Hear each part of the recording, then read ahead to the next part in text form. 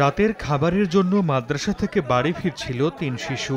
দ্রুতগতির মাইক্রোবাস কেড়ে নিল ২ জনের প্রাণ। পুলিশ জানায়, রোববার সন্ধ্যায় ঝিনাইগাতীর রাংটিয়ার মার্কাজুল তাকওয়া মাদ্রাসা থেকে বাড়ি ফিরছিল সাকিবুল, জাকারিয়া ও আলামিন।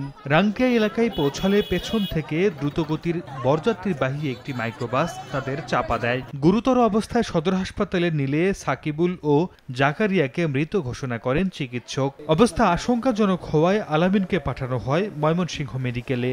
তিনজনই এক লগে ভর্তি করা দিছে। মাঝে সাত এক বছর ভাত নিবার আইছে, আজকে আসুরক্ত ভাত নিতে আয়তেই পিস্তলে আসি মেরে দিছে। একটা বাচ্চার সঙ্গে সঙ্গে সিট ক্যাপ ডান পাশে পড়ে যায়, আর দুইটা বাচ্চা গাড়ির নিচে থাকে। গাড়ি ওদেরকে পিষতে পিষতে সামনে নিয়ে যায়। একটা শব্দ হলো, মসজিদ তো আমরা দৌড় বাড়ি বাড়ায় দেখি এই গাড়ি অ্যাক্সিডেন্ট। গাড়ি অন্য কোনো গাড়ি নাই, খালি শুধু ওই মাইক্রো গাড়িটাই। এই ঘটনায় মাইক্রোবাসটি জব্দ করে চালককে আটক করে পুলিশ। দুর্ঘটনা কবলিত মাইক্রোবাস এবং তার ড্রাইভার পুলিশ হেফাজতে আছে। আমরা আইনগত ব্যবস্থা প্রক্রিয়া দিলাম। নিহত সাকিবুলের বয়স ৯ বছর, জাকারিয়ার ১০ আর আহত আমিনের বয়স ৯ বছর। সময় সংবাদ, শেরপুর।